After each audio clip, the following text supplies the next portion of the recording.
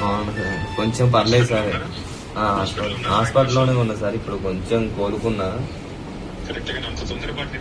తొందరపాటు నిర్ణయం కాదు సార్, ఇది 3 సంవత్సరాల నుంచి జాబ్ క్యాలెండర్ కోసం ఎంతో పోరాడుతున్నాం. ఈ రోజు వరకు కూడా ఒక జాబ్ క్యాలెండర్ లేదు, ఏది లేదు. మా లాంటి నిరుద్యోగుల పరిస్థితి ఏంటి సార్? ఇది నా ఒక్కడి కోసం కాదు సార్, టోటల్ తెలంగాణ రాష్ట్ర వ్యాప్తం కోసం చేసింది సార్.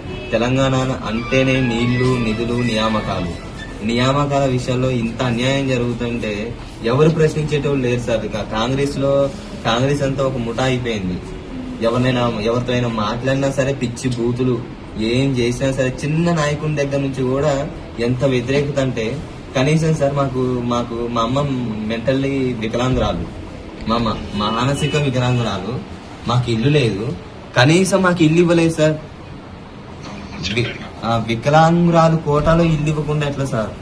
మా అమ్మ 17 సంవత్సరాల నుంచి మేము ఇబ్బంది పడుతున్నాం. మాకు అంత దారుణమా సార్? మరి నేను ఆ రోజే నిర్ణయించుకున్నా, ఏదో ఒకటి సాధించాలి, జాబ్ కొట్టంది నా లైఫ్ మారదు అనేసి నిర్ణయించుకున్నా. నాతో ఎవరున్నా లేకపోయినా నేను జాబ్ క్యాలెండర్ కోసమే నేను చచ్చిపోయే సార్.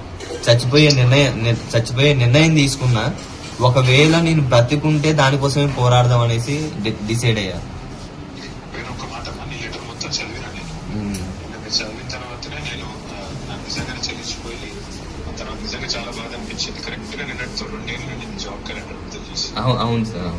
అందుకే నిన్న ప్రెస్ మీట్ పెట్టి కార్డుగా మా వేణు రాసిన సూసైడ్ నోట్ కాదు, ప్రభుత్వం మీద ఛార్జ్ షీట్ అని చెప్పి గట్టిగా మాట్లాడినా. నా రిక్వెస్ట్ అలా ఒకటే, బతుకుండి పోరాడాలి కానీ చచ్చిపోయి సాధించేది ఏమి లేదు. నేను అదే అనుకున్నా సార్, కానీ ఈ కాంగ్రెస్ వాళ్ళు బ్రతకనియట్లేదు కదా సార్. ఉన్నాం కదా నీకు అంతగా ఉంటాం. అంటే ఈ రోజు అంటే మీరు మాట్లాడారు సార్, ఇన్ని రోజులు నాకు ఎటువంటి ధైర్యం లేదు, ఎటువంటి అవకాశం లేదు, ఎవరితో మాట్లాడదామన్న భయం. అసలుకి కాంగ్రెస్ వాళ్ళు పై స్థాయిలో ఉన్న వాళ్ళు ఏమో లేదని సార్, కింది స్థాయిలో ఉన్న నాయకులు వాళ్ళు రెచ్చిపోయే విధానం అసలు ఎంత దారుణంగా ఉంటుందంటే, అసలుకి వాళ్ళే కలెక్టర్లు అన్నట్టు ఫీల్ అయిపోతున్నారు. అంటే పరిపాలన వికేంద్రీకరణ అనేది సరిగా లేదు సార్. అసలు ఈ వ్యవస్థలో అసలు వ్యవస్థే సరిగా లేదు సార్.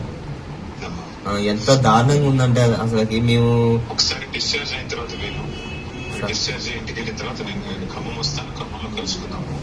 తప్పకుండా నువ్వు అన్నట్టుగా జాబ్ క్యాలెండర్ కోసం వీళ్ళు ఇచ్చిన హామీలు అమలు చేసిందని పోరాడే దానిలో మేము మీకంటే వాడు ముందుంటాం, మీ అందరికి అండగా నిలబడతాం. ఆ విషయంలో కన్ఫ్యూజన్ వస్తుంది. రెండవది, నేను మాటిస్తున్నా, నువ్వు నీ నోట్, నీ సూసైడ్ నోట్ ఏదైతుందో దాన్ని ఖచ్చితంగా అది మళ్ళీ అందరికి, తెలంగాణ యూత్ అందరికి లాభం జరిగేదాకా నీ తరఫున మొత్తం పార్టీ, బీఆర్ఎస్ పార్టీ కొట్లాడుతుంది, నీతో పాటు ఉంటుంది. మనం ఖచ్చితంగా మళ్ళీ గవర్నమెంట్ లోకి వస్తాం. గవర్నమెంట్ లోకి వచ్చాక కూడా మీతో పాటు మీ నోట్ ఆధారం చేసుకుని రేపు రోజు యూత్ న్యాయం చేసే బాధ్యత నాకు. సరే సార్. Thank you. రాకేష్ అన్న మీతో టచ్ లో ఉంటారు. సరే సార్.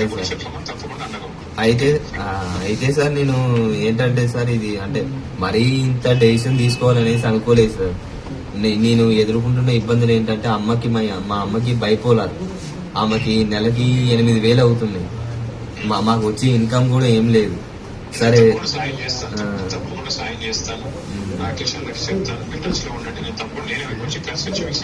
సరే సార్, మీరు ఒకసారి అయితే కంపల్సరీ కలవాలి సార్ నన్ను.